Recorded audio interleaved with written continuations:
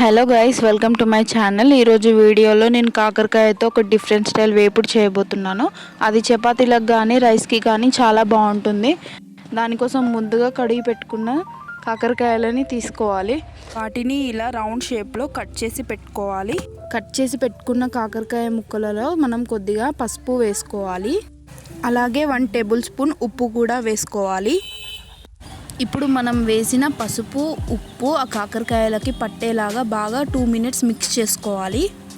ఇలా మనం కలుపుకోవడం వల్ల కాకరకాయల్లో ఉన్న చేదు అనేది కొంచెం తగ్గుతుంది. ఇలా 2 మినిట్స్ కలిపిన తర్వాత వీటిని ఒక 10 మినిట్స్ పక్కన పెట్టుకోవాలి. అంతలోపు మనం వాటికి కావాల్సిన ఐటమ్స్ కట్ చేసి పెట్టుకుందాం. ముందుగా ఉల్లిపాయలు, పచ్చిమిర్చి, వెల్లుల్లి, కొంచెం కొత్తిమీర. మనం ముందుగా పక్కన పెట్టుకున్న కాకరకాయ పీసెస్ని ఒక 2 టైమ్స్ మంచిగా వాష్ చేసుకోవాలి. ఆ వాష్ చేసుకున్న వాటిని ప్యాన్లో వేసి పచ్చిదనం పోయే వరకు వేయించుకోవాలి. ఇలా వేయించుకోవడం వల్ల కాకరకాయల్లో ఉన్న చేదు అనేది కొంచెం పోతుంది.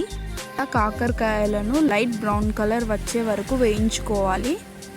ఇలా లైట్ బ్రౌన్ కలర్ అయిన కాకరకాయలలో ఒక 2 టేబుల్ స్పూన్స్ ఆయిల్ వేసుకొని మళ్ళీ ఒకసారి ఫ్రై చేసుకోవాలి. ఇలా కలర్ చేంజ్ అయ్యే వరకు ఫ్రై చేసుకొని మనం స్టవ్ ఆఫ్ చేసి పక్కన పెట్టుకోవాలి. ఇప్పుడు వేరే బౌల్ తీసుకొని దాంట్లో మనం ఫ్రైకి సరిపడా ఆయిల్ వేసుకోవాలి. నూనె కాస్త వేడయ్యాక అందులో మనం పోపు దినుసులు వేసుకోవాలి. ముందుగా మనం రెడీ చేసుకుని పెట్టుకున్న వెల్లుల్లి వేసుకోవాలి. కట్ చేసి పెట్టుకున్న ఉల్లిపాయలు, పచ్చిమిర్చి, వాటిని మంచిగా ఫ్రై చేసుకోవాలి. ఇప్పుడు తగినంత పసుపు వేసుకొని బాగా కలుపుకోవాలి. అలాగే ఇప్పుడు మన టేస్ట్కి తగినంత ఉప్పు వేసుకోవాలి.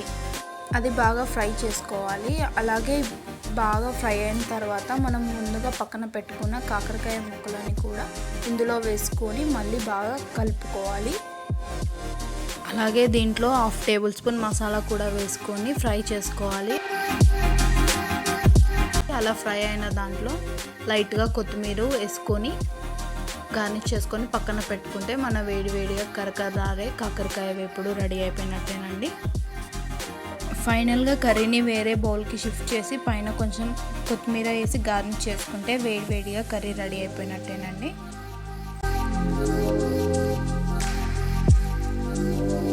సో ఫైనల్లీ ఇది గైస్ ఈరోజు వీడియో. నా రెసిపీ కనుక మీకు నచ్చితే నాకు కామెంట్ చేయండి, ట్రై చేసి లైక్ చేయండి, షేర్ చేయండి, subscribe to my channel guys. Thank you, bye bye.